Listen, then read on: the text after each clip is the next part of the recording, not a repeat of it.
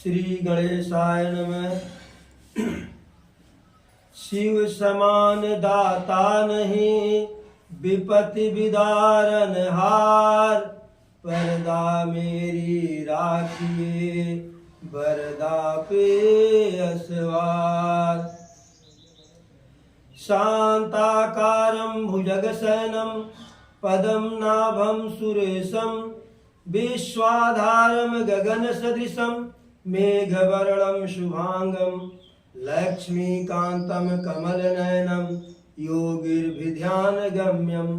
वन्दे विष्णु भवभयहरं सर्वलोकैकनाथं। बोलो सच्चिदानंद भगवान की जय। परमपिता परमेश्वर की जय। राघव सरकार की जय। अयोध्या नाथ की जय। बजरंग बली की जय। जय हो प्रभु।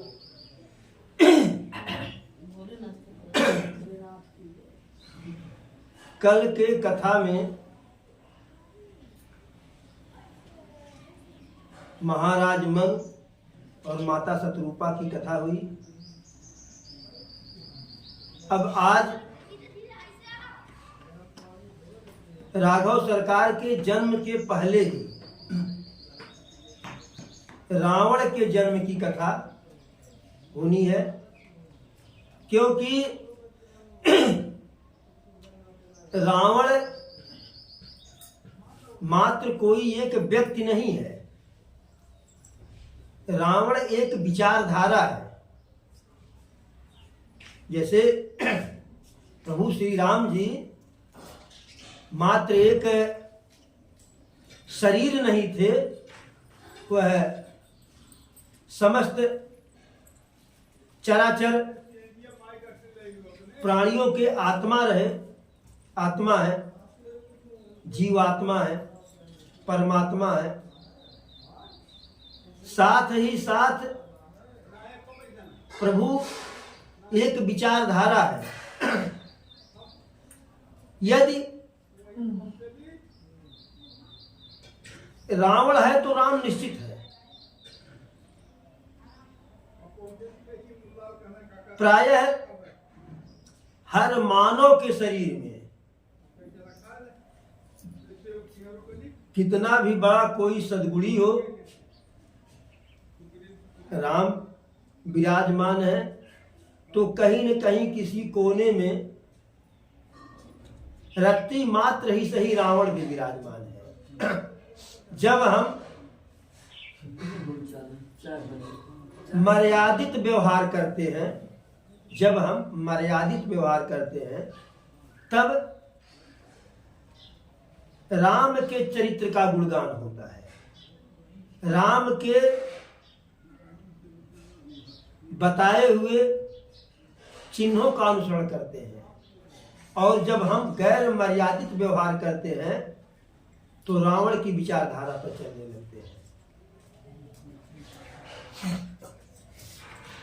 एक शब्द है अभिमान और एक शब्द है ज्ञान। राम, प्रभु राम और रावण दोनों पे जो है बिल्कुल ही चरितार्थ होता है। प्रभु राम को अभिमान का ज्ञान था। प्रभु राम को अभिमान का ज्ञान था कि अभिमान होने पर क्या होता है, अभिमान से छुटकारा पाने पर क्या कल्याण होता है, और अभिमान आ जाने पर कौन सी क्षति होती है, कौन सी मर्यादा का उल्लंघन होता है। और रावण को ज्ञान का अभिमान था। रावण ज्ञानी था निसंदेह, लेकिन उसे अपने ज्ञान का अभिमान था। इसी प्रकार प्रभु को सामर्थ्य का ज्ञान है और रावण को अपने सामर्थ्य का अभिमान है। तो राम और रावण दोनों का व्यवहार समाज में हर जगह हमें देखने को मिलता है। यदि हम मानवता के कल्याण के लिए कोई कार्य करते हैं तो वह प्रभु के लिए समर्पित है। और यदि हम मानवता को शर्मसार करने के लिए कोई कार्य करते हैं तो हम रावण की दिशा में जा रहे हैं। जो जो राघव सरकार के जन्म के जो जो कारण है, उनमें से लगभग मिलते जुलते कारण जो है रावण के भी जन्म के हैं।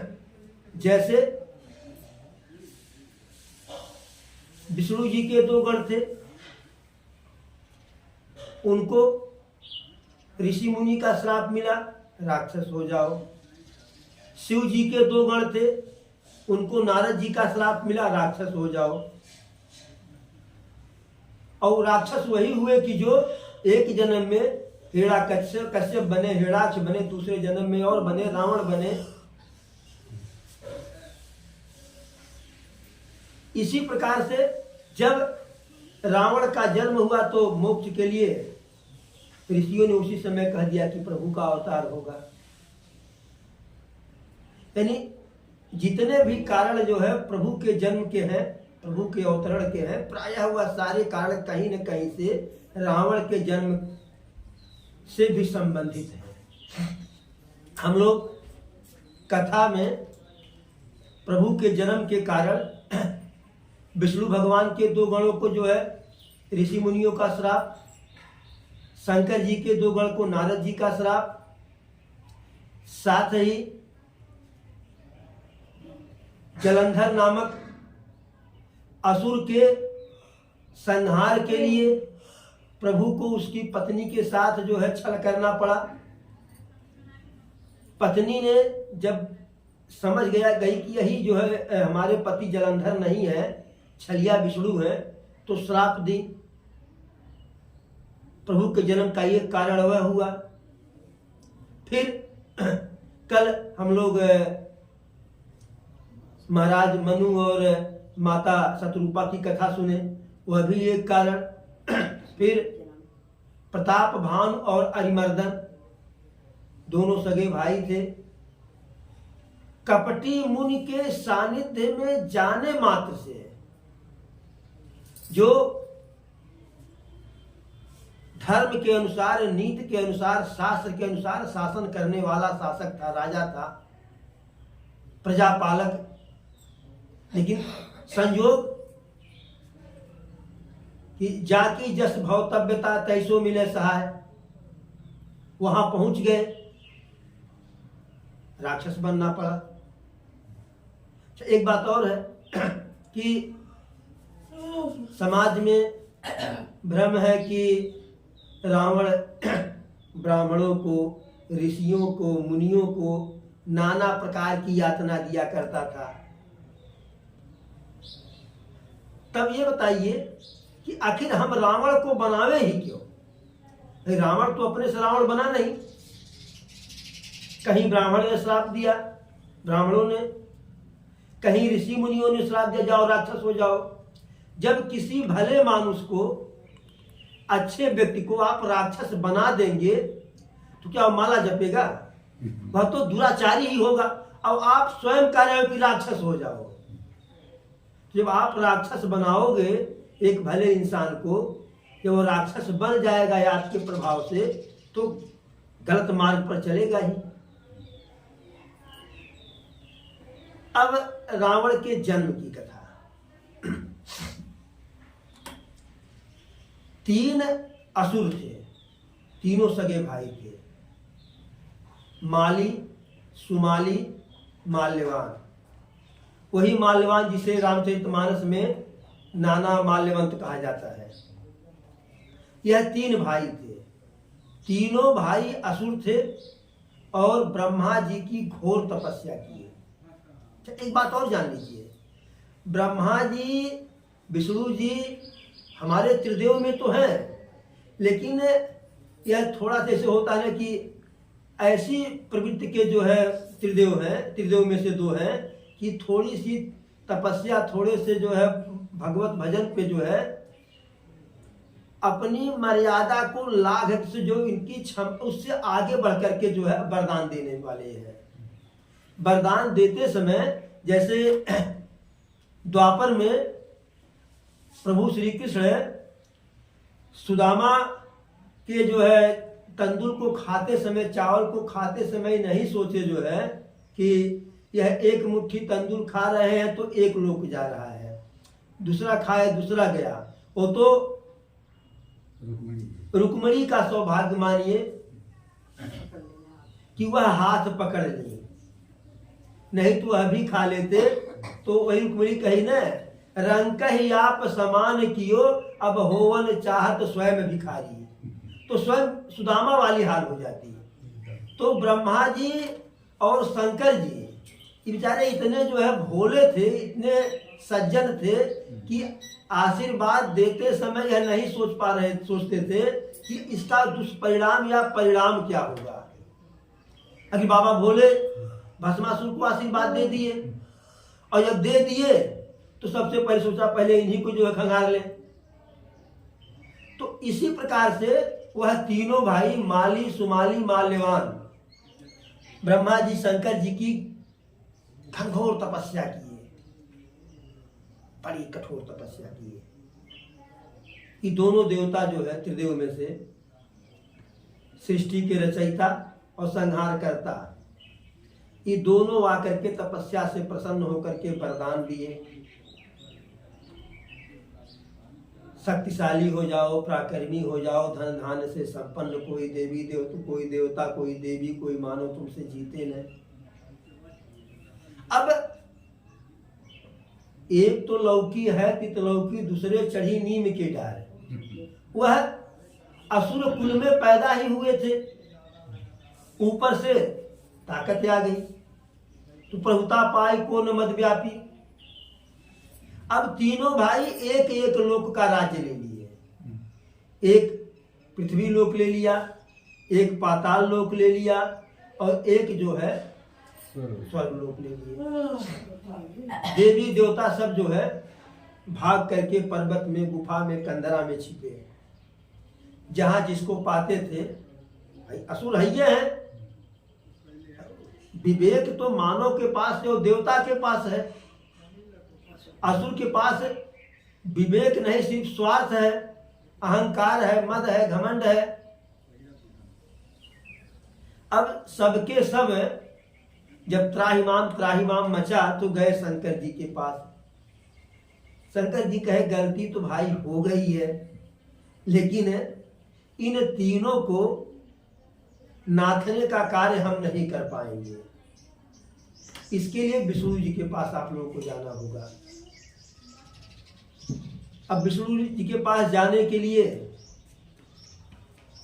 तो विष्णु जी तो हर जगह हैं, सारे देवता वहीं जो है बाबा भोलेनाथ डमरू बजाने लगे, ब्रह्मा जी हारमोनियम में अपना भजन भाव सब करने लगे, और विष्णु जी प्रकट हो गए। प्रकट में आकाशवाणी हुई, अपनी समस्या ये लोग बताए, वह कहे जाओ निर्भय रहो, जाओ कोई भय का कारण नहीं है, और हम देखते हैं। तो विष्णु जी का इन तीनों असुरों से संयुक्त रूप से बड़ा भीषण संघर्ष हुआ। इस संघर्ष में माली नामक दानव मारा गया।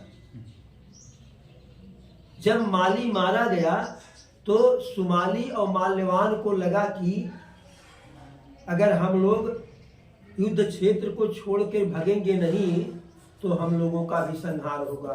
तो ये दोनों जो है चले गए पाताल लोक, युद्ध समाप्त हो गया। देवता स्वर्गलोक पा गए, बाकी ऋषि मुनि और मानव समाज के लिए मृत्यलोक मिल गया, पृथ्वी लोक। तो बहुत दिन तक तो सुमाली जो है पाताल लोक से बाहर निकला नहीं, लेकिन जीत जाने के बाद तो आप भूल जाते हैं कि कैसे हम जीते, किससे जीते। लेकिन हारने के बाद आदमी व्यक्ति जो है भूलता नहीं है। अगर आप किसी को कभी दो गाली दे दीजिए, दो चाटा मार दीजिए, तो आप हो सकता है भूल जाए समय के साथ, अच्छा लगा भुलाई गए हो जाए। लेकिन जिसे आपसे अपमानित होना पड़ता है वह उस अपमान को रखे रहता है। तो सुमाली और माल्यवान के मन में यह बात मैंने हृदय में घर कर लिया था। एक बार सुमाली जो है आया पृथ्वी लोक पर टहलते टहलने, देखे अब क्या हाल चाल है।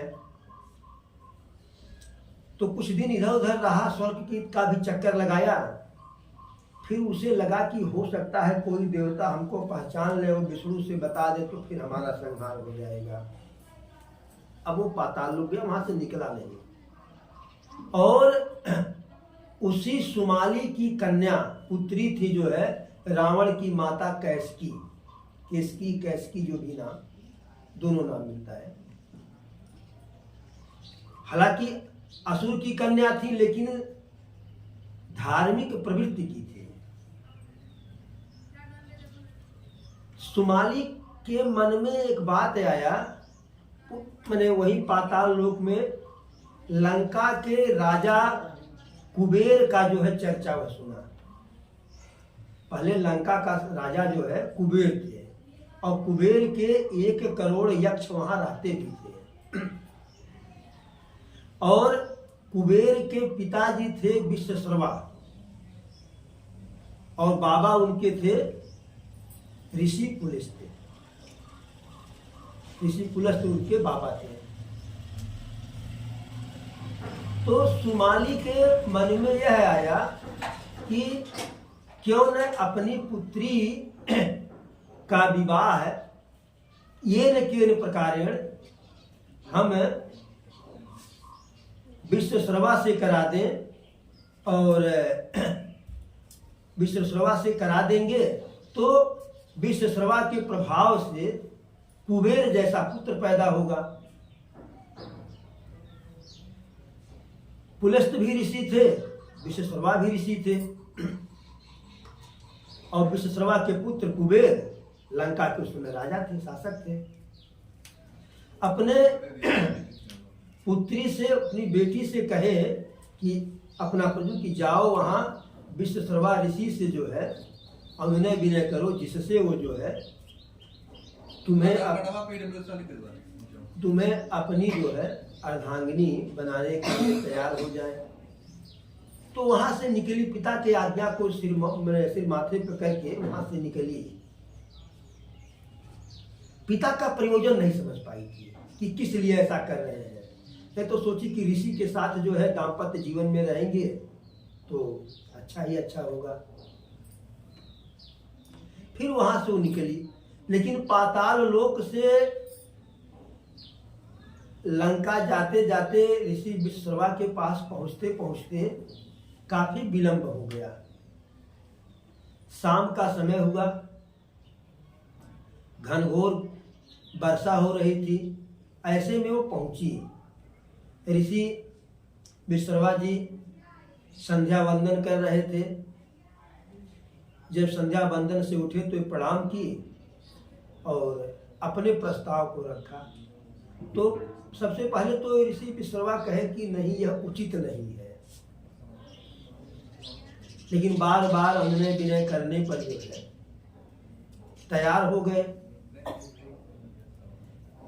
जब तैयार हो गए तो देखिए प्रभु की माया।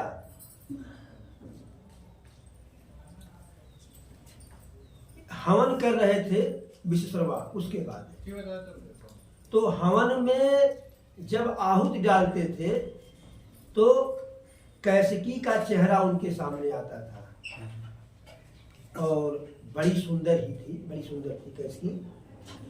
तो जैसे पराशर ऋषि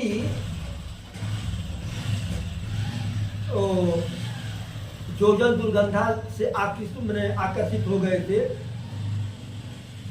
आकर्षण के लिए कोई विशेष कारण नहीं होता है, होनी हो करके ही जाता है। भाई वेदव्यास के पिताजी पराशर ऋषि जिस योजन दुर्गंधा को देख करके मंत्र मुग्ध हुए, वो 100 कोस दूर से बदबू कर रही थी, लेकिन होनी को कौन टाले।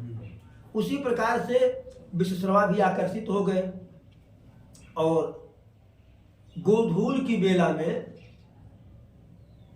कैसकी के पास गए। संबंध स्थापित हुआ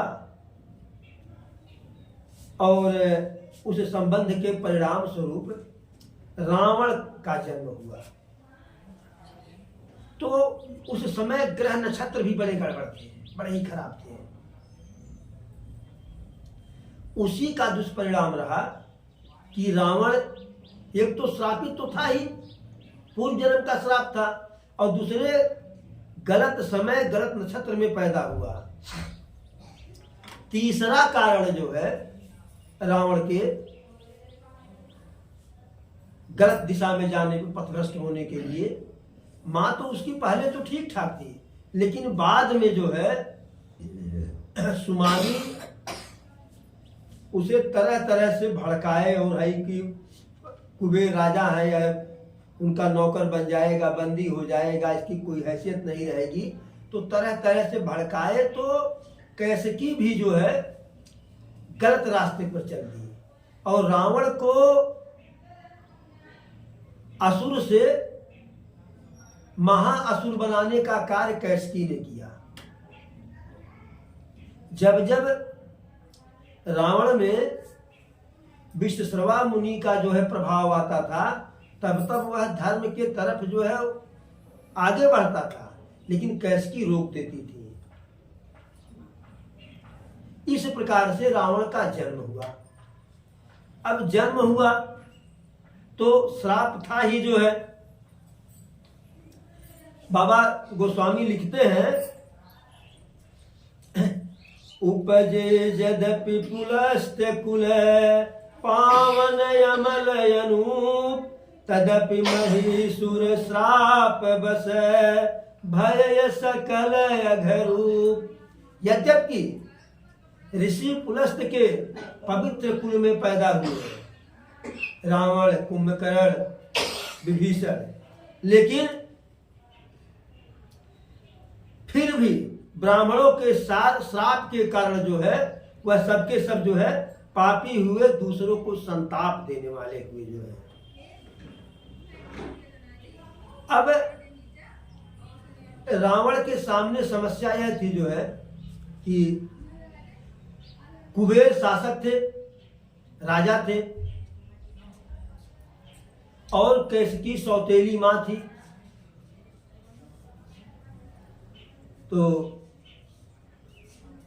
सवत मैंने ऐसे मैंने वह कुबेर को कितना पसंद करेगी,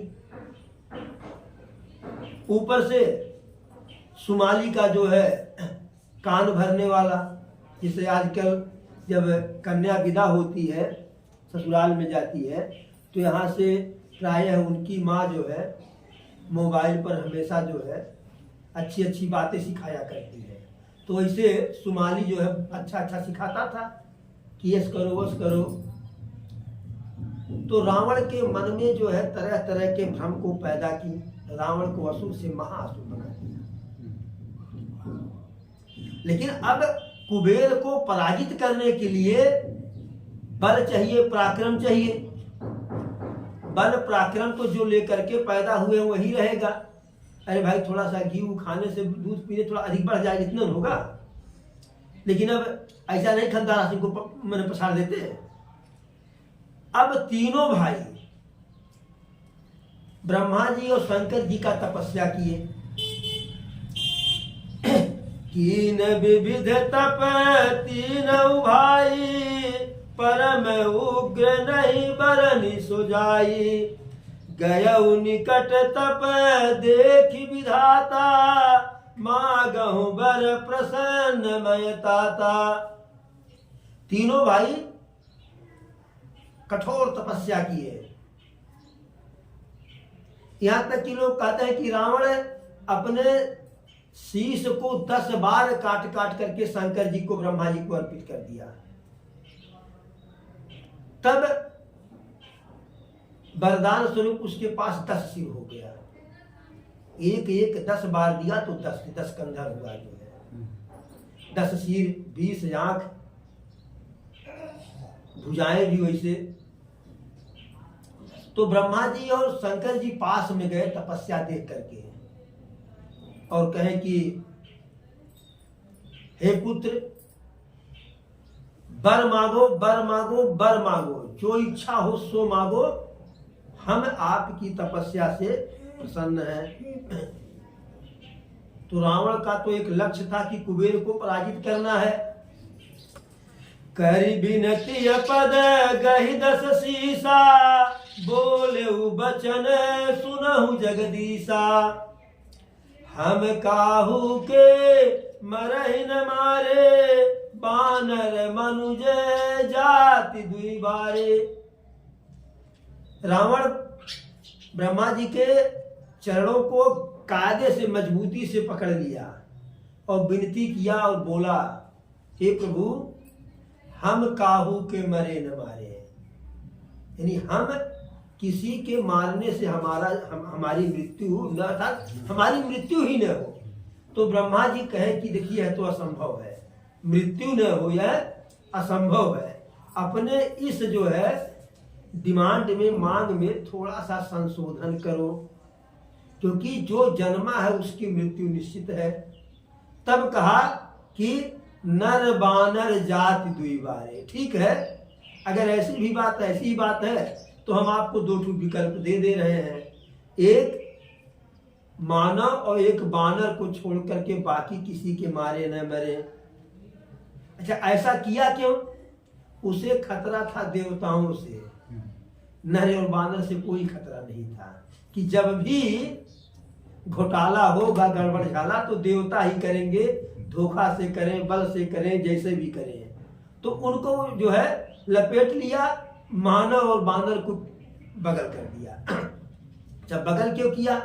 वह यह जानता था जो है कि इस वरदान के बाद जो है कोई मानव या कोई बानर हमसे जीत ही नहीं सकता है।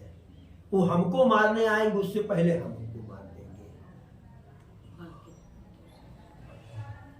देंगे। और ऐसा वरदान मांगने का कारण भी है। नारद जी श्राप भी दिए थे विष्णु जी को कि यही जो है बानर भालू आपकी सहायता करेंगे, जो हमें चेहरा आप दिए हो। तो ब्रह्मा जी ने वरदान दिया, एवमस्तु तुम बड़ तप कीन्हा, मैं ब्रह्मा मिलित ही वर दीना। शंकर जी कहते हैं, पार्वती जी को कथा सुना रहे हैं, जैसे हम कथा यहाँ कह रहे हैं, वैसे कैलाश पर्वत पर यह कथा शंकर जी माता पार्वती जी को सुना रहे हैं कि मैं और ब्रह्मा जी मिलकर के हम दोनों रावण को ऐसा वरदान दिया। और यही कथा जो है, जो हम लोग सुना रहे हैं, हम कह रहे हैं, यही कथा बाद में प्रयागराज में याज्ञवल्क्य जी भरद्वाज जी को सुनाए। याज्ञवल्क्य जी यही कह रहे हैं भरद्वाज जी से कि शंकर जी ऐसा माता पार्वती जी को कथा सुनाए थे, वही कथा चल रहा है।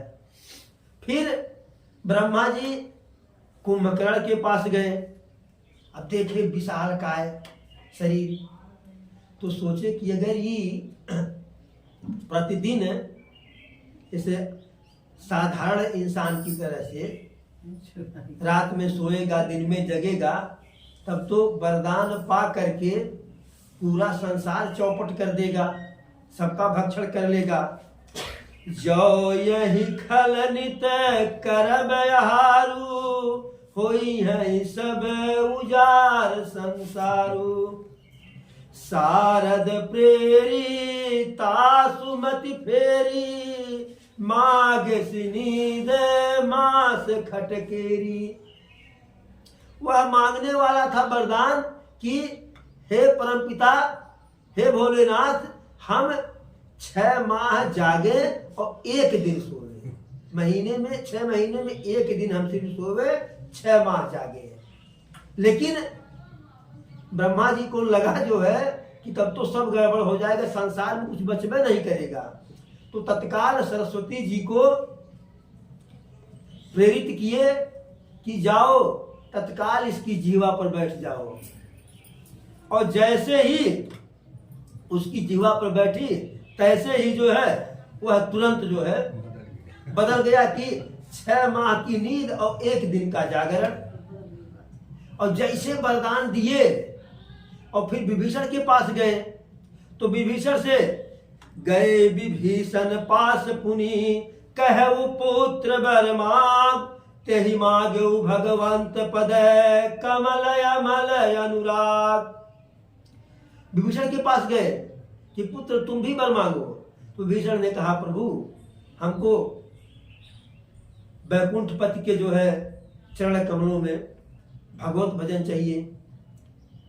वर दे दिए और वर दे के शंकर जी और ब्रह्मा जी वहां बहुत तेजी से निकले कि कहीं कुंभकर्ण फिर से पिछिया न ले कि प्रभु गलती हुई गई सुधार कर दो। रुके नहीं, पीछे मुड़ के देखे भी नहीं। अब ऐसा वर मिल गया। उसी समय एक जो है मैं नाव का दानो था, मैं नामक, जिसकी जो है एक बहुत ही गुणवान, रूपवान, शीलवान, धैर्यवान, हर गुणों से परिपूर्ण एक कन्या थी मंदोदरी, जिसका विवाह से देखिए हर पिता अपने पुत्री का विवाह उसका भविष्य देख करके करता है। तो दानव तो था ही, विवाह तो दानों में ही करेगा, असुर में ही करेगा। तो मैं को किसी भी प्रकार से यह लगा कि रावण आगे चल करके असुरों का राजा बनेगा, मतलब महाधिराज बनेगा, लंका का राजा बनेगा, कुबेर वाला पद पाएगा। तो वह ऐसा कुछ जान करके, सोच समझ करके अपनी कन्या मंदोदरी का विवाह रावण के साथ कर दिया। और फिर रावण पाताल लोक में जा करके अपने दोनों भाई विभीषण और कुंभकर्ण का कुंभकर्ण और विभीषण का विवाह किया। अब यह सब हो गया, सुंदर स्त्री पा गया। एक बात और जान लीजिए, मंदोदरी की गिनती पंचकन्या में होती है। पंचकन्या जानते हैं आप लोग ना? नहीं जानते हैं। सबसे पहले अहिल्या, मंदोदरी, बाल की पत्नी तारा, कुंती, द्रौपदी, ये 5 पंचकन्या हैं। यानी शादीशुदा होते हुए भी, वैवाहिक जीवन में रहते हुए भी, दाम्पत्य जीवन में रहते हुए भी, यह 5 ताउम्र जन्म से लेकर के अंतिम समय तक इनको कन्या की श्रेणी में रखा गया। यही हमारे शास्त्र में वर्णित, हमारी संस्कृत में वर्णित पंचकन्याएं हैं। तो उस पंचकन्या में थी जो है। अब कुबेर के बारे में तो जान ही रहा था, जिसका था हमें इंतजार, आ गई वह घड़ी आ गई। बल पराक्रम की आवश्यकता थी, वह मिल गया। यज्ञ के बाद धावा बोला। कुबेर और कुबेर के 1 करोड़ यक्ष जो वहां लंका की सुरक्षा में लगे हुए थे, सब, क्योंकि जब ब्रह्मा जी शंकर की वरदान दिए तो बात कुबेर तक भी पहुंची थी। तो अभी तो देवताओं के जो है समूह के थे, उस जान गए कि वरदान लेकर के आ रहा है। वो तो बाली से धोखा हुआ कि जो है जानने के बाद भी कि सुग्रीव राम की शरण में आज्ञा से लड़ने ने। कुबेर को लगा कि वरदान लेकर के आ रहा है, और कुबेर अपने यक्षगणों के साथ जो है पुष्पक विमान पर बैठे और वहां से भाग लिए। तो पुष्पक विमान की विशेषता क्या थी कि चाहे जितने लोग बैठने वाले हो सब उस पर आ जाते थे। एक कोई बैठे तो भी 1 सीट एक्स्ट्रा खाली, 2 बैठे तो भी, 1 करोड़ बैठे तो भी 1 सीट जो है खाली वैकेंसी के रूप में खाली रहती थी। और जहां मन करे वहां पहुंचा देता था पुष्पक विमान। तो पुष्पक पर बैठ करके भाग गए, लंका में गया और सोने की लंका को देखा, बड़ा प्रसन्न हुआ। जितने उसके सहचर रहे साथ में, अब ऐसे जान लीजिए, जो प्रताप भानु थे वह रावण बने, अरिमर्दन जो उनका छोटा भाई था कुंभकर्ण बना, जो उनका सचिव धर्मरुच था वह विभीषण बना, और बाकी जितने परिवार के लोग थे वह मैंने बेटा नाती और सारे सेवक गण के रूप में वहां असुर कुल में सब पैदा हुए थे, और सबको सबके आवश्यकता के अनुसार पूरे सोने की लंका का विभाजन किया कि तू है कमरा में रहो, तू हो कमरा में रहो, तू हो कमरा में रहो। तो इस प्रकार से रावण को वरदान मिला, लंका का राज्य मिला। अब रावण का अत्याचार यहां से शुरू होता है। तो रावण के अत्याचार की कथा कल जो है प्रभु की कृपा से कही जाएगी, और हम लोग जो है कथा का गान करेंगे, श्रवण करेंगे प्रभु के चरणों में। तो आज की कथा को यहीं पे विराम दिया जाता है। जय हो प्रभु। हे प्रभु।